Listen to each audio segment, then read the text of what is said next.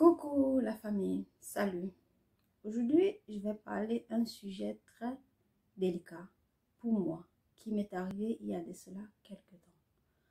Moi, en général, je travaille dans une maison de retraite. Et vous savez, dans les maisons de retraite, vous n'avez pas le droit de lever la main sur le patient. Vous n'avez pas le droit déjà, avant de lever la main sur un patient, c'est une personne déjà âgée. C'est une personne déjà âgée et c'est une personne que... peut-être il ne va pas se défendre quand vous allez le taper ou que vous allez faire quoi que ce soit. Il ne va pas se défendre. Mais nous, les opérateurs, nous, on n'est pas protégés dans le cas où c'est le patient qui t'agresse. Dans le cas où c'est le patient qui t'agresse, tu n'es pas protégé. Tu n'es pas protégé parce que si c'est toi qui lèves la main sur le patient, tu as tous les problèmes qui vont te tomber sur la tête. Mais toi, par contre, si le patient te lève la main, que ce soit n'importe quoi, te lève la main, toi, tu n'es pas protégé parce qu'on va dire qu'il est malade. On va dire qu'il n'est pas conscient de ce qu'il fait. Mais je ne trouve pas ça normal. À moi, je parle pourquoi? Parce qu'il m'est arrivé quelque chose qui m'a vraiment traumatisée. Il y a de cela quelque temps. J'étais à mon lieu de service. Je travaillais. Bon, je travaille. Il y a un patient qui est... C'est comme il te harcèle. Harcèle sexuellement, verbalement. Il te harcèle.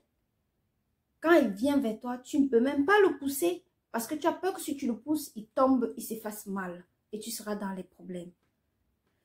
Il vient, tu vas fuir n'importe comment, il te suit. Tu vas t'éloigner, il te suit. Ils peuvent te suivre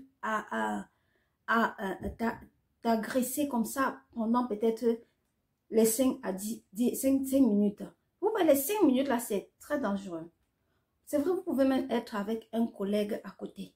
Mais ce que vous ressentez quand cette personne-là fait sur vous, c'est pour moi, je parle de mon cas. Parce que, comme j'ai dit, j'étais au travail, je faisais mon travail comme d'habitude. La première fois que ça s'est passé, j'ai eu la peur. J'ai eu très très peur. J'ai eu peur. La façon dont il s'approche vers toi, tu ne sais pas ce qu'il va faire. Tu ne sais pas comment serait sa réaction. D'autant plus que tu ne peux pas te défendre, le pousser. Ou tu vas aussi la voir, mais pour lui, ça ne lui dit absolument rien. Tu oses la voir, ça ne lui dit absolument rien, mais il ne fait que venir. Quand c'est comme ça, dites-moi comment est-ce que tu peux te défendre. Parce que ce n'est pas que chez nous au travail, on ne sait pas. On le sait ça très bien. Tout le monde le sait. Que ce soit les responsables, les infirmiers, tout le monde le sait. Mais personne ne fait absolument rien pour ça. Personne ne fait absolument rien pour ça. Il y a, quand ça s'est passé, il est venu vers moi.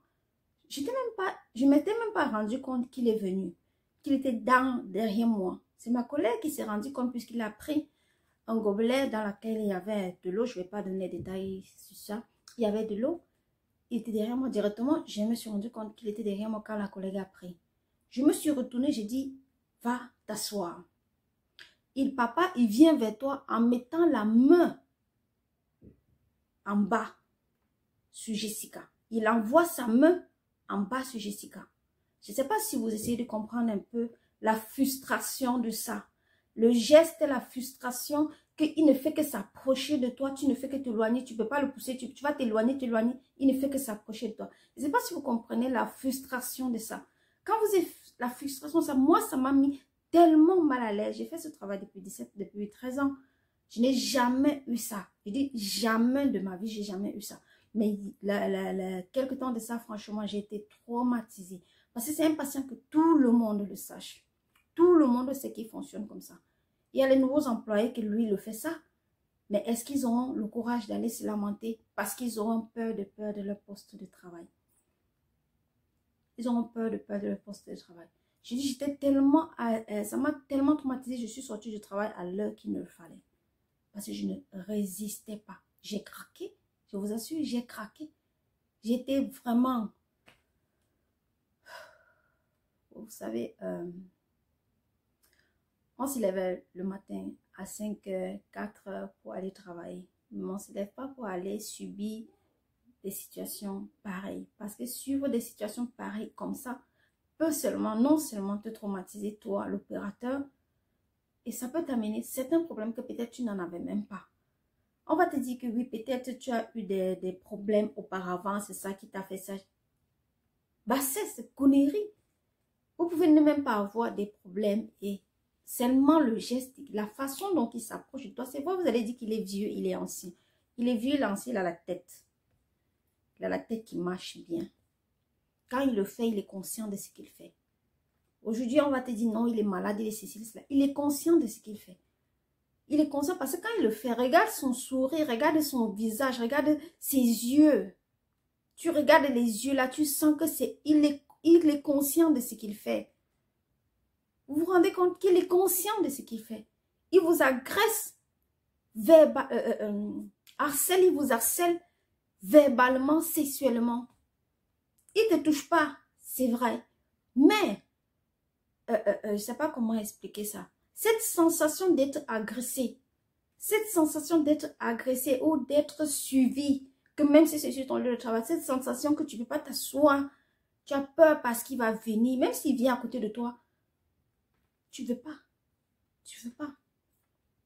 Tu n'arrives pas à supporter. Tu n'arrives pas à supporter. Mais tout le travail le sait. Responsable comme infirmière le sait. Mais personne ne fait rien. Personne ne fait rien. Quand c'est passé comme ça, je suis allée chez mon médecin, je l'ai expliqué. Elle m'a dit, c'est pas normal.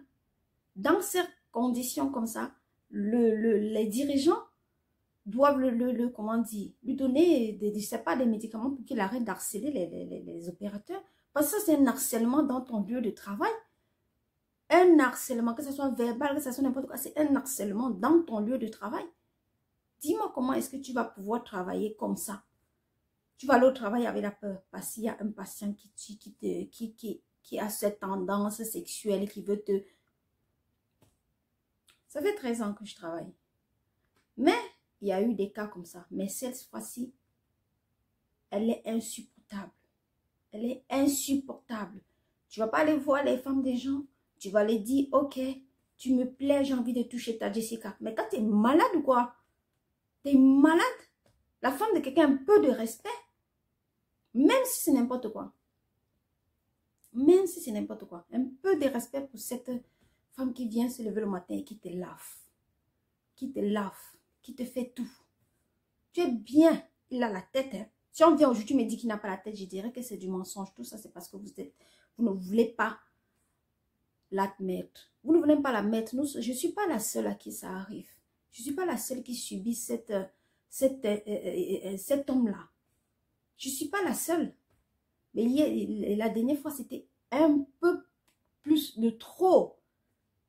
Un peu plus de trop. Quand il s'est passé, j'ai parlé avec l'infirmière. Elle me dit, il faut parler avec la psychologue. Mais la psychologue, mon œil. La psychologue, mon œil.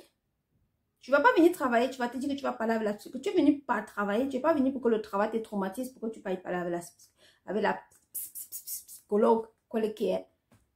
Hein, franchement. La psychologue va venir faire quoi? La psychologue va venir faire quoi? Je suis allée chez mon médecin, elle m'a donné des remèdes pour me calmer. Moi, à mon jeune âge, je vais commencer à prendre les remèdes pour me calmer. Je vais arriver où? Toujours parce que le travail me stresse. Toujours parce que les patients me stressent. On a des patients qui sont stressants, on ne dit pas non. Qui sont stressants, on ne dit pas non. Mais ce genre-ci-là, ça c'est du harcèlement. Harcèlement sexuel que verbalement. Ça c'est du harcèlement sexuel que verbalement. Mais tout le monde le sait, on ne veut rien dire. Tout le monde sait au travail, on ne veut rien dire. On ferme la bouche. On ferme la bouche. Parce qu'on dit que non, il est impatient, il n'a pas la tête. Mais il a la tête quand il veut t'harceler. Il a la tête quand il veut te provoquer. Il a la tête quand il fait ces conneries-là. Mais ça va, ça passe. Ça passe. Mais attends, on est où? Quand les gens se permettent de dire qu'il faut parler. Je ne suis pas là pour parler contre le psychologue. Je veux qu'on résout ce problème. Qu'on résout ce problème. Le psychologue va venir faire quoi? Le psychologue va venir dire qu'il va te parler. Oui, tu vas écouter. Est-ce que demain, tu vas pas aller travailler? Tu vas pas aller le trouver là-bas?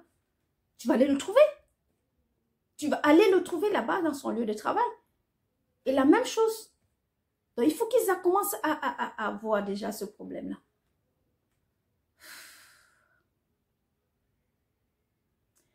Mais bon, j'ai voulu juste partager ça avec vous. Et dites-le moi un peu dans les commentaires si quelqu'un de vous a déjà passé une situation pareille, qu'il me le fasse savoir. C'est vrai, quand je parle, ça me fait mal, ça me vient des larmes, ça me vient de pleurer, mais bon, c'est pas grave. Laissons tomber et merci d'avoir écouté ces vidéos. N'hésitez pas à me dire dans les commentaires ce que vous en pensez. Merci, salut.